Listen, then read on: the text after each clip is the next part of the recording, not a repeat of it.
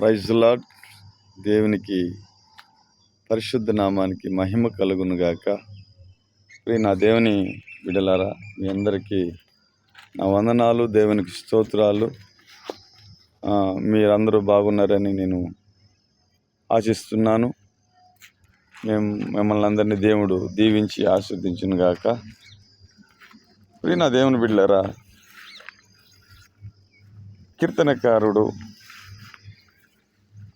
కీర్తన గ్రంథం 14వ అధ్యాయంలో మొదట వచనంలో మాట్లాడుతూ, యెహోవా నీ గుడారంలో అతిథిగా ఉండదగిన వాడెవరు, నీ పరిశుద్ధ స్థలములో నివసించేవాడెవడు అన్నట్టు.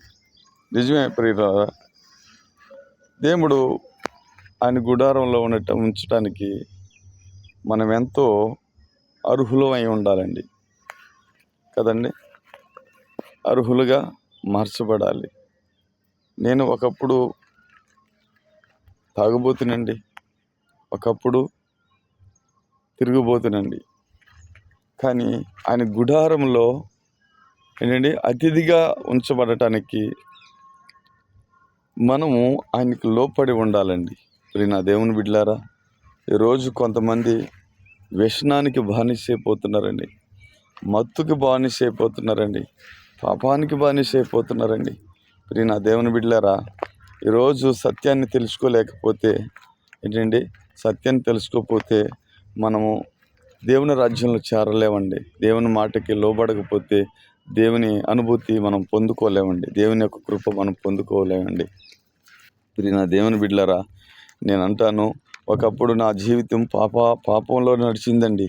ఒకప్పుడు నా జీవితం పాపంలో పొర్లాడిందండి. కానీ నా ప్రభు అయిన యేసుక్రీస్తు వారు నన్ను గమనించున్నాడండి. నా హృదయాన్ని గమనించాడు, నా మాటను గమనించాడు, నా ఆలోచన గమనించి ఇదిగోండి మీ మధ్యకి నన్ను తీసుకొచ్చి ఒక సేవకుడిగా నిలబెట్టి నన్ను ఆయన చిత్తాన్ని ప్రకారంగా నన్ను ఏర్పరచుకున్నాడండి. ఆయనకు లోబడటం చాలా నేర్చుకోవాలండి. నా దేవుని బిడ్డలారా, ఎందుకు చెప్తానంటే, ప్రభువులో లోపడటానికి కారణం ఏంటంటే మన జీవితం ఇది శాశ్వతం కాదండి. ఇదిగో మా ఒక చిన్న మందిరం అండి. దేవుడు నాకు ఒక చిన్న మందిరాన్ని ఇచ్చాడు. దేవుడు ఆదరించాడు నన్ను.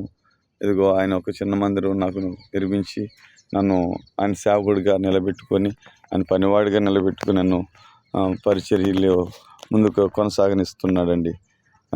నా దేవుని బిడ్డలారా, దేవుని తెలుసుకొని దేవుని మాటలకు లోబడి దేవునిలో మీ జీవితాన్ని కట్టుకోండి. పరలోక రాజ్యాన్ని మనం సొంతం చేసుకుంటూ జీవించాలండి. ఈ మాటలు మీ హృదయాన్ని బలపరుస్తాయని ఆశపడుతూ ఈ మాటలు దీవించి ఆశీర్వదించమని యేసు నామములో అడుగుతున్నాను తండ్రి. ఆమేన్.